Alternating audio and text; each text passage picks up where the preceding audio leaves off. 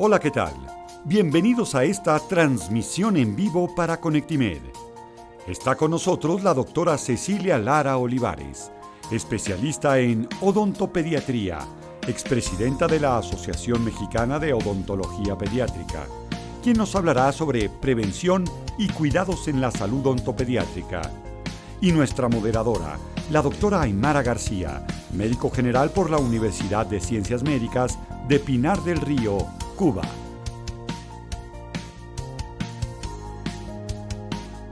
Doctora Cecilia Lara, gracias por acompañarnos a nuestra sección de video en vivo de Conectimed. Buenos días, doctora, mucho gusto. Un placer, muchísimas gracias por la entrevista. El placer es de nosotros. Hoy estaremos abordando el tema de cuidados y prevención en odontopediatría, un tema de muchísima importancia que repercute a lo largo de la salud en la vida de todos los seres humanos, pequeños, sino que va a tener una repercusión en su vida.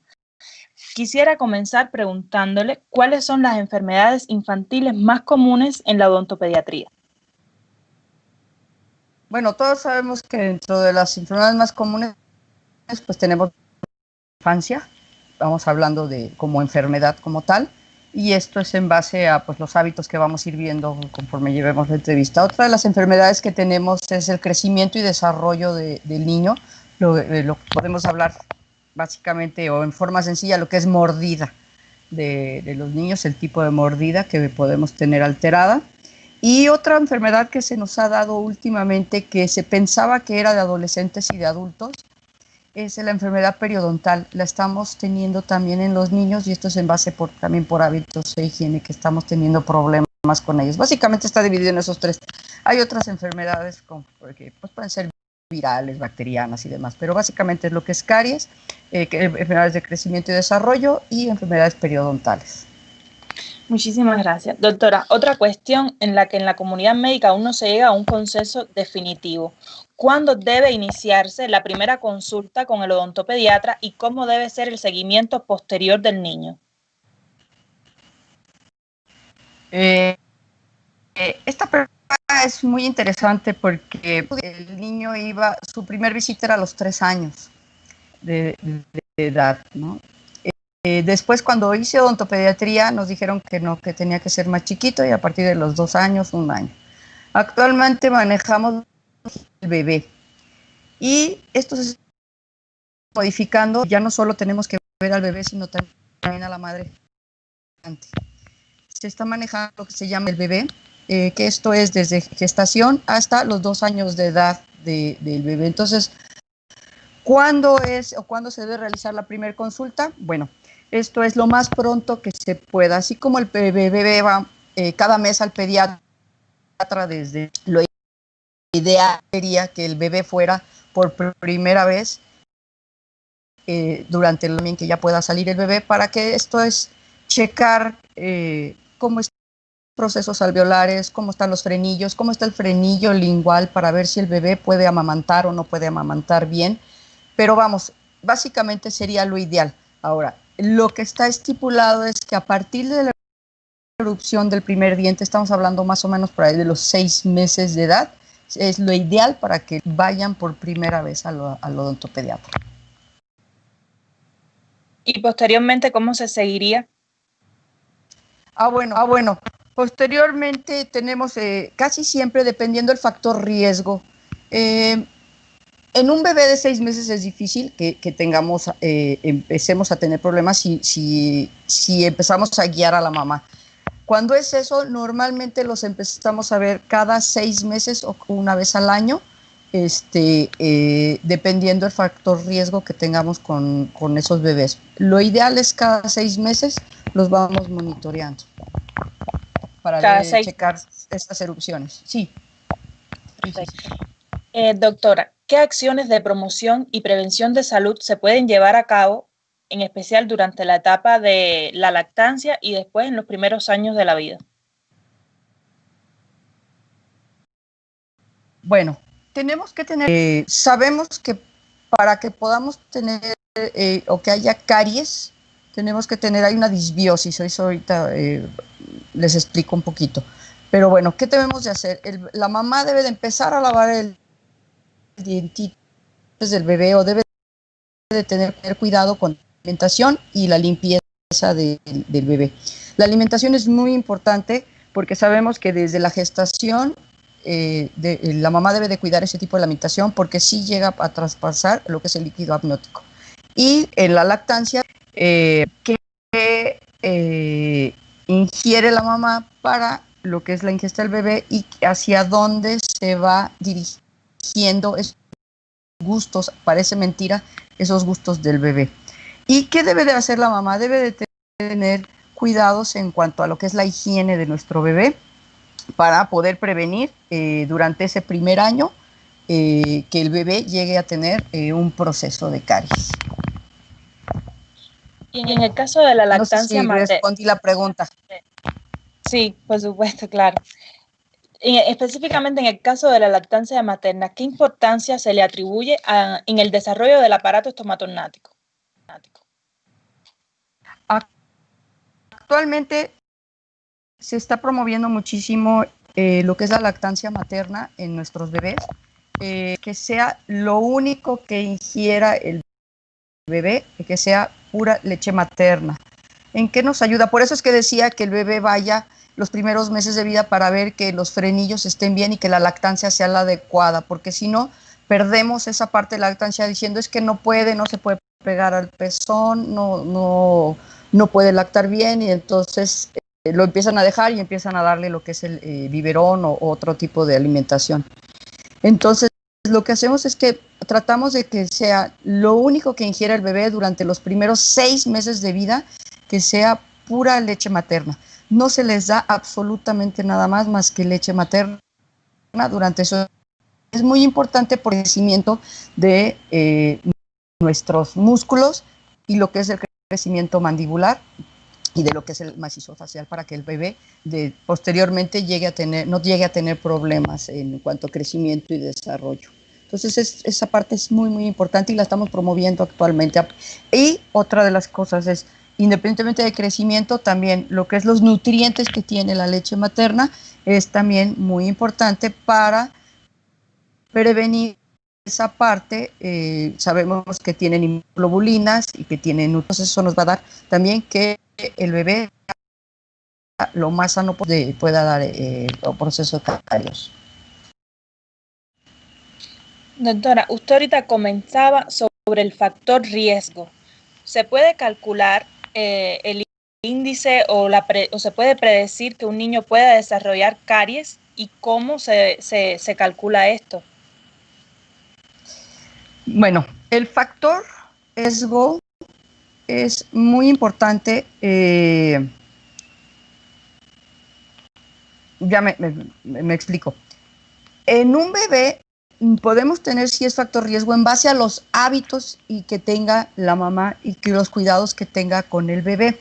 Ahí nosotros nos vamos a dar cuenta qué factor de riesgo tiene el bebé.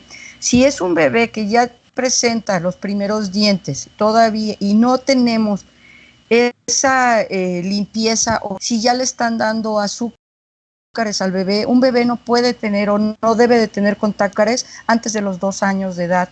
Por ejemplo, jugos, no están indicados los jugos. Entonces, si un bebé ya tiene todo eso, si le dan refrescos, si ya le introdujeron otro tipo de alimentos que están ricos en azúcares, ese bebé, y no hay higiene, ese bebé va a ser un bebé de riesgo alto. Si un bebé no tiene esa parte y vemos que tiene buena salivación, el tipo de alimentación y todo, entonces su tipo de riesgo va a ser bajo. Hay una cosa que se llama el Caries Research, que es como maneja los niveles de caries. El nivel, antes era nivel medio, bajo,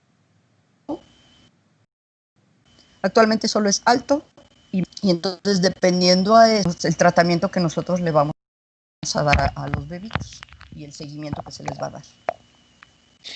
¿Y cómo ocurriría la transmisión de microorganismos cariogénicos a los niños? Bueno, se pensaba, y cuando yo estudié se decía que la caries era una enfermedad infectocontagiosa. Actualmente eso ya no existe. Actualmente se ha visto que la caries es una enfermedad Si es una enfermedad, es infecciosa, pero no es contagiosa. ¿A qué me refiero? Que si el bebé o los niños, vamos a hablar en general, no solo en el bebé, sino si los niños tienen niveles altos tanto de Streptococcus mutans como de bacteria en boca, no hay una buena higiene, alto consumo de azúcares, hay esa disbiosis en lo que es el biofilm dental. Entonces se ha visto que actualmente la caries es una disbiosis en ese biofilm por alta ingesta de azúcares. Si no hay esa alta ingesta de azúcares y tenemos una buena higiene, el niño no va a presentar caries si tenemos ese control. Entonces es lo que ahora estamos manejando, esa disbiosis en lo que es a nivel del biofilm dental para poder llevar a cabo ese control de caries dental. Digamos entonces que se prioriza la alimentación sobre cualquier otra medida. Se ha visto que la caries dental actualmente, al tener esa disbiosis, es por pendiente. Si tenemos esa cantidad alta en carbohidratos y no promovemos una buena salivación, un consumo alto en líquidos, en agua, para que haya esa salivación en boca, lo más seguro es que el niño va a presentar caries. O cualquiera, nosotros adultos también, si tenemos esa disbiosis a nivel de que no tenemos control sobre esos azúcares y carbohidratos también, porque luego hay pacientes que dicen, es que no come azúcares, no, pero come muchos carbohidratos, y acuérdense que el carbohidrato se transforma. ¿Y en qué se transforma? En azúcares. Entonces, depende del azúcar. ¿Sí? ¿Sí? Muchísimas gracias. Doctora, ¿y cómo se debe realizar la higiene bucal de los niños desde las primeras etapas hasta ya posteriormente acompañado de su crecimiento?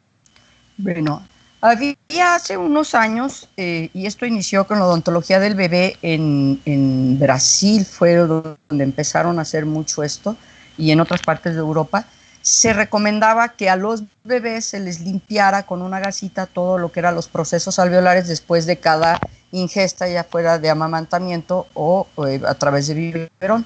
Se ha visto que si es por amamantamiento no es necesario esa limpieza mientras no presenten dientes, ¿sí? Estamos hablando que todavía no tiene dientes.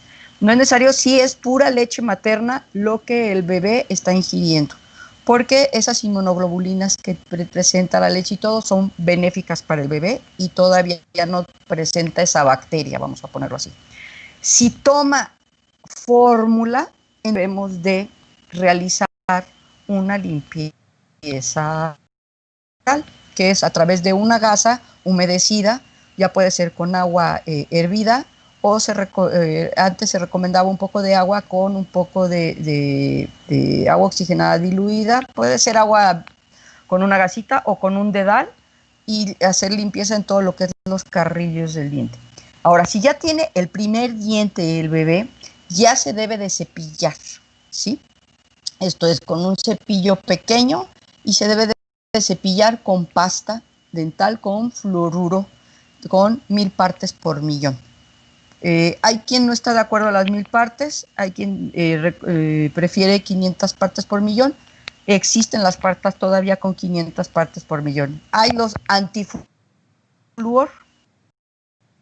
no hay problema. Lo ideal es con fluoruro, pero sí hay los antifluor, pero el chiste es que se limpien esos dientes, que se haga esa limpieza con cepillado a los dientes. Cantidad es muy importante, porque ese es el problema, que dicen, es que es tóxico el fluoruro. Sí, o sea, a grandes cantidades todo es tóxico, no solo el fluoruro, todo.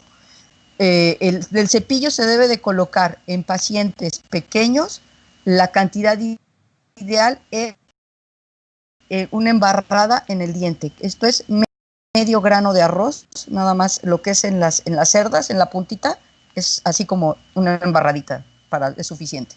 Conforme van saliendo los dientes, vamos aumentando esa cantidad. La cantidad posteriormente debe de aumentar al tamaño de un arroz, y conforme el niño crece, estamos hablando después de los 2 años, de ser del tamaño de una lenteja.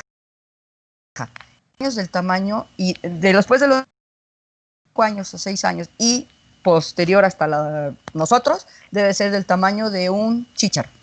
Esa es la cantidad de pasta de dientes que se debe de utilizar. ¿Sí? Entonces es embarradita, arroz, lenteja y tamaño de un chicharito.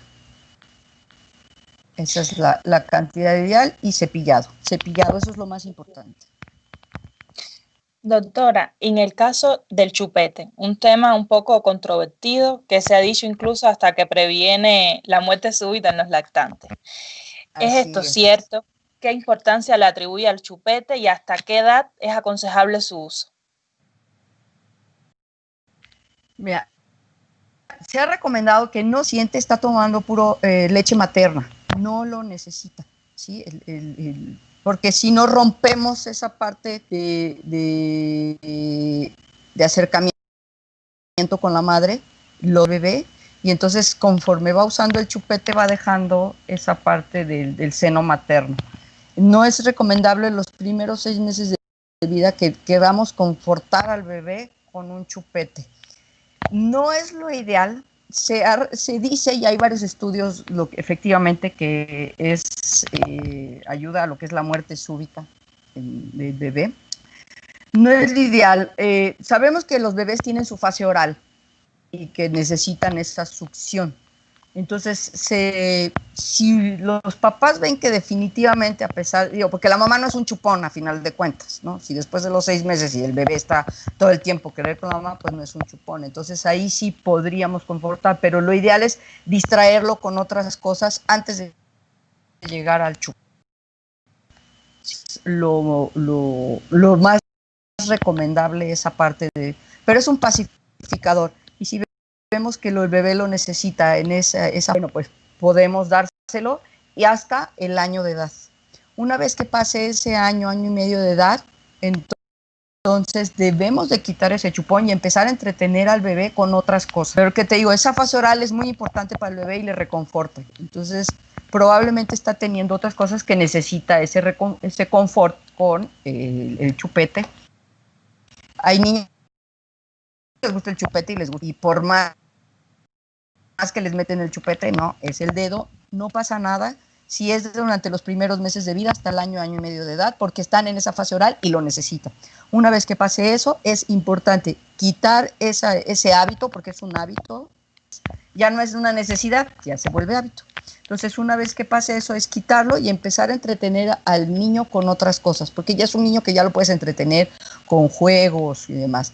Ahora, también es recomendable que si no queremos el chupete, la mamá, y ve que de necesidad, puede meter su dedo meñique al bebé bien lavado, bien limpio, uña cortada, para que el bebé tenga esa succión y ese confort muchas veces para poder quedarse dormido. Efectivamente, mi otra pregunta iba a ser sobre el hábito de chuparse el dedo. ¿Qué consecuencias trae esto para la salud del niño y qué acciones en particular se pueden tomar para eliminar? Ya lo que es el chuparse el dedo en conjunto con el chupete u otro. Claro que es mucho más fácil el chupete o el chupón y decirle al niño ya se fue, adiós, bye bye, que quitarle el dedo, ¿verdad? Por supuesto. Pero te digo, si nosotros empezamos a entretener al niño con otras cosas y le hacemos entender que no debe de hacerlo, es mucho más fácil quitarlo. Más tiempo, el hábito se vuelve más fuerte, la succión es mucho más fuerte que un bebé, la musculatura es muy fuerte. Entonces, ¿qué consecuencias vamos a tener? Vamos a provocar que haya una mordida abierta, que no haya un crecimiento y desarrollo adecuado en lugar de que lo que decíamos de que el amamantamiento ayudaba al crecimiento y desarrollo y la función del desarrollo de la mandíbula y de la mordida, lo que es el dedo y el chupón la va a descomponer totalmente. El niño no va a poder morder, se hace un hoyo, el clásico hoyo en medio de los niños, es el clásico niño que habla así porque se le sale la lengua por el agujero, porque tienen que tapar. Como empiezan a hablar, empiezan a tener problemas de lenguaje. ¿Por qué? Porque como hay esa apertura y necesitan tapar ese aire, entonces no solo es un problema, sino empezamos a tener más consecuencias. Entonces, ¿qué es lo que pasa? Al tener ese hábito, empezamos a tener esa disfunción. Si tú lo quitas antes de los 3 años el dedo, máximo 4, solita la mordida vuelve a su lugar, sin ningún problema. Si tú quitas el hábito y si quitas lo que es esa parte que está molestando a lo que es los huesos. Si lo dejas más tiempo, entonces ya vas a tener un problema mucho más grave, porque no se va a componer solo, porque ya el hueso va a estar alterado y entonces ya no se va a cerrar solito. Ya la consecuencia es otra y ya el remedio ya es diferente, ya tienes que poner una trampa de dedo o una trampa de lengua para corregir ese problema óseo. Ya se vuelve un problema óseo, ya no nomás es un problema funcional. Otra pregunta, doctora Cecilia. ¿Qué importancia tiene tener una correcta higiene bucal y salud bucal en los primeros años de vida que repercuta después en los dientes permanentes? Porque muchas veces es lo que ahorita hablábamos, que las personas piensan que no tiene importancia estos dientes, que posteriormente se van a caer y va a salir la dentadura permanente. ¿Qué importancia le atribuye? Es lo que te digo, es muy, muy importante hacer el hábito. Nosotros somos entes de hábitos. Entonces esto es muy importante, por eso se debe tomar desde el bebé y desde el primer diente hacerles la limpieza. ¿Qué pasa? Hay papás que nos dicen, no se deja, espérame tantito, o sea, es un bebé, es un niño, o sea, no hay de que no se deja, o sea, si no se deja no lo bañas, si no se deja no lo vistes, si no se deja no lo vacunas, o sea, le tienes que lavar los dientes, es higiene y le tienes que hacer el hábito al niño, es acostumbrarlo a un cepillo, a que se debe de lavar. ¿Por qué? Porque a la larga ese hábito de higiene va a hacer que tenga una buena oclusión, una buena bacteria en boca, sus dientes se van a conservar mucho mejor, no vamos a tener pérdidas de espacio, al contrario, va a haber un crecimiento y desarrollo mucho mejor, a que si empiezan a tener pérdidas de dientes, tenemos problemas de espacio y entonces tenemos que poner mantenedores de espacio o regalar espacio, que a la larga después va a tener problemas en ese crecimiento y desarrollo del bebé, y son los niños que posteriormente empiezan a tener problemas en cuanto a que no les caben los dientes, o que dicen, es que como tuvo caries, el que viene ya le vino con caries. No, es porque la higiene no es buena, porque los hábitos no son buenos, y entonces esto se vuelve un círculo vicioso, y entonces a la edad adulta tener ese problema. Y eso no es todo, porque al principio son lesiones de caries, pero pasa con los niños adolescentes, que ahora ya también los vemos, que es lo que les digo, mi vida, ya tu problema ya no es solo de caries, ya tienes enfermedad de adulto, ¿sí? Ya se vuelven problemas de encías, periodontales, por la misma higiene, producciones de sarro, entonces, y si no tienen ese hábito, les cuesta mucho trabajo adquirirlo posteriormente. Somos entes de hábito y si no lo agarramos desde chiquitos, es más difícil agarrarlo desde adultos. Exactamente. Muchísimas gracias, doctora Cecilia, por acompañarnos hoy y por brindarnos sus conocimientos. Al contrario, muchísimas gracias. Son temas que son muy amplios, pero pues tratamos de hacerlo lo más conciso posible y poder contestarles lo más fácil posible, ¿no? Muchísimas gracias, y los invitamos a los doctores que manden a sus pequeños y los revisen bien, que vean cómo están, si les ven manchas blancas, si les ven manchitas negras, mándelos a que los vea el doctor antes de que eso crezca, ¿sí? La caries se previene, y se previene desde casa, se atiende en casa. Podemos prevenirla antes de que se vuelvan problemas. Muchísimas gracias. Igual también desde que estamos con la embarazada y la orientando, como mismo la orientamos, después cuando nazca el bebé, orientarla en la salud bucal de su bebé. Así es, tanto para ella como para el bebé. Es mito de niño diente perdido, ¿eh? Muchísimas gracias. Al contrario, muchas gracias. Buen día.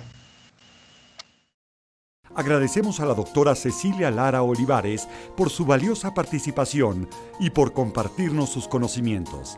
Igualmente a la doctora Aymara García como moderadora en esta entrevista. También agradecemos a los profesionales de la salud por acompañarnos y los esperamos en la próxima transmisión en vivo de Conectimed.